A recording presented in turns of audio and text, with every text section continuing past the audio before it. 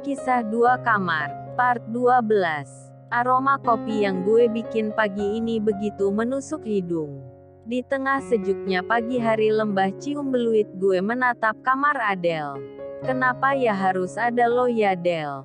Dalam hati gue, terus terang semenjak gue kenal sama Adele yang istilahnya begitu mempesona, kaum pria, gue sendiri jadi menjadi seorang pembanding wanita. Gue sekarang cenderung terkesan menjadi seorang pemilih. Gue menganggap Adele adalah sosok kesempurnaan. Dan itu terkesan dari cara gue berpikir tentang wanita yang selama ini pernah gue kenal dan gue temuin. Sebuah image kecantikan wanita yang telah tertanam secara tidak sadar dalam otak kecil gue. Misalkan gue ketemu dan kenal dengan cewek A atau cewek B yang mungkin juga cantik dan baik menurut gue. Tapi akhirnya pikiran kecil dalam otak gue akan langsung compare mereka dengan Adele yang sebenarnya notabene bukan siapa-siapa gue juga. Padahal gue juga terus terang gak pernah mengharapkan apa-apa dari Adele. Tapi gak bisa dipungkiri juga sebagai seorang cowok normal kalau gue juga suka sama Adele. Justru sekarang gue yang ngerasa terpuruk. Entah mungkin apa istilah yang tepat untuk istilah ini gue juga gak tahu. Cinta bertepuk sebelah tangan. Enggak juga. Karena gue juga belum pernah nyatain cinta gue ke Adele. Mungkin gue yang terlalu takut dengan sosok seorang Adele. Tapi memang terus terang gue takut dengan karisma, kecantikannya. Seperti beberapa waktu lalu saat gue pertama kalinya jalan bertiga untuk makan dan main biliar dengan Adele dan Ian. Kita pergi bertiga waktu itu. Dan sebenarnya gue juga gak pengen Adele ikut. Maksud gue kalau emang mau biliar ya berdua aja. Terus terang gue gak enak kalau sama Adele. Tapi Adele-nya terus-terusan maksa Ian supaya boleh ikut karena dia juga baru nggak ada kerjaan. Sesampainya di tempat biliar yang waktu itu sudah mulai penuh orang, gue bisa ngeliat hampir semua pandangan mata tertuju ke Adele. Padahal kalau gue pikir di tempat biliar gue biasa main juga banyak cewek cakepnya. Gue sendiri bukan mau ngedewiin si Adele. Tapi ya gue terus terang aja kalau si Adele itu bener-bener beda. Mungkin kalau zaman sekarang itu bisa diibaratkan kalau seorang Luna Maya jalan di depan lo. Pastinya lo bakalan nengok atau ngeliatin Han.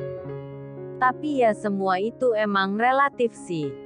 Tiap orang pasti punya penilaian yang berbeda. Mungkin si Adele lebih cocok jadi artis kali ya. Atau emang orang-orang itu ngira si Adele artis? Hahaha. Inilah gue sekarang. Malah jadi mikir pikiran orang yang sebenarnya gak penting banget. Tapi gue lihat dari sikap Ian. Dia sendiri serasa enjoy bersama Adele seakan tidak peduli dengan pandangan mata orang-orang lain ke mereka. Hehehe. Mungkin itulah yang gue belum siap kalau misalkan gue jalan sama Adele. Rasa minder gue mungkin jauh lebih kuat dari sebuah kebanggaan dan itu pasti. Klik. Suara pintu kamar Adele membuyarkan lamunan gue. Dan tampak Adele dengan mata kriip-kriip ngeliat keluar kamar dan memandang gue. Tuh. Udah lama lo di situ? Tanya Adele. Lumayan Del. Baru bangun lo? Tanya gue. Iya nih. Bentar tuh gue belet pipis. Lanjut Adele sambil kucek-kucek mata dan ngeloyor ke kamar mandi. Ye, kebelet pipis aja dibanggain. Sambil gue seruput kopi gue. Beberapa saat kemudian Adele sudah selesai dari pipisnya sembari mencuci mukanya. Lo ngopi ya? Kok gak bikinin gue sekalian? Bikinin gue gisana, pinta Adele tanpa rasa bersalah. Set dah lo. Gue udah PW nih. Duduk manis kaki diangkat ke tembok sambil minum kopi. Gue aja sampai males gerak gara-gara dingin banget. Lo nya malah suruh gue bikin kopi, protes gue. Dah bawel. Sana bikinin kopi gue dulu. Adele duduk di sebelah gue sambil kucek-kucek matanya.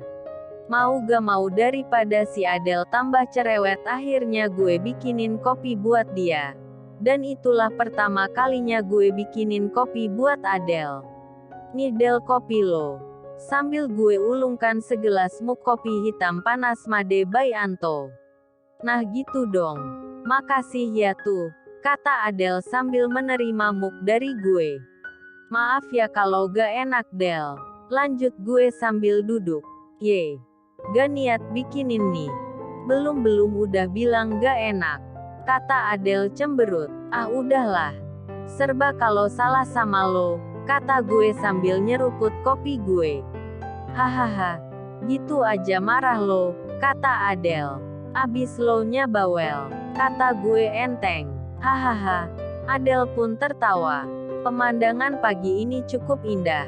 Memang dari balkon tempat kami duduk bisa melihat perbukitan di lembah seberang. Dan itulah yang menjadikan gue betah duduk di balkon. Karena emang suasananya yang sangat tenang dan pemandangan yang indah. Kapan-kapan kita jalan-jalan ke sana yuk, kata Adele sambil nunjukin bukit seberang.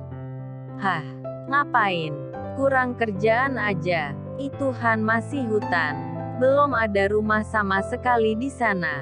Terang gue ke Adele. Ya gak apa-apa kali. Namanya juga cuma jalan-jalan.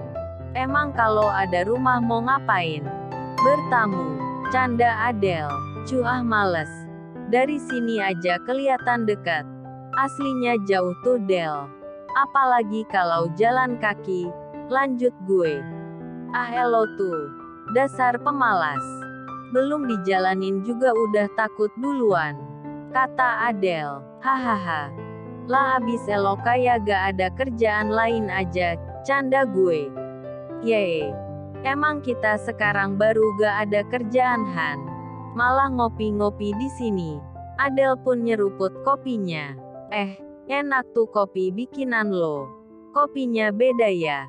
Tanya Adele. Ah enggak kok. Cuman pakai kopi kapal api biasa kok. Perasaan lo aja kali, kata gue sambil ketawa kecil. Iya kali ya. Hehehe. Perasaan gue aja kali. Lanjut Adele. Hahaha. Lo tuh ye. Sambil gue keluarin sebatang rokok dari bungkusnya. Bukit di depan itu dekat di mata tapi jauh di jalan ya tuh. Dengan polosnya Adele nanya. Yang ada juga istilah jauh di mata dekat di hati kali Del. Jawab gue enteng. Ye. Kalau malah jadi gak nyambung gitu. Apa hubungannya coba sama bukit itu? Lanjut Adele. Gak taulah gue. Lo nya juga nanya aneh-aneh aja. Tegas gue. Iya kayaknya dia itu bukit udah deket di mata gue. Tapi kalau dijalanin pasti akan kerasa jauh seperti yang lo bilang, kata Adele sambil menerawang jauh ke arah bukit. Eits, ini pasti gak ada hubungannya sama bukit itu kan? Hayo, ngaku lo Del. Selidik gue. Ada apaan sih? Baru ribut sama Ian. Selidik gue lagi. Enggak, kalau bisa nyimpulin gitu, kata Adele. Abisnya lo kayak orang baru banyak pikiran. Jawab gue. Kalau banyak pikiran itu bener tuh. Kalau ributnya enggak. Masih fine-fine aja kok gue sama Ian. Jelas Adele. Syukur deh. Emang banyak pikiran apa lo Del? Gue berani-beraniin tanya ke dia. Ya banyak deh tuh. Mulai dari kuliah gue sampai hidup gue. Jawab dia. Ya udah lo bikin santai aja Del. Gak usah ngoyo kalau kata orang Jawa. Sambil gue hembuskan asap rokok gue. Pengennya gitu sih tuh. Tapi susah ngejalaninnya. Adele sembari meminum lagi kopinya. Ya itu dia tuh. Sama aja kayak lo bayangin bukit itu tuh. Sambil nunjuk bukit di depan. Ibaratnya kuliah gue sebenarnya juga tinggal beberapa puluh SKS lagi dan gue bisa lulus.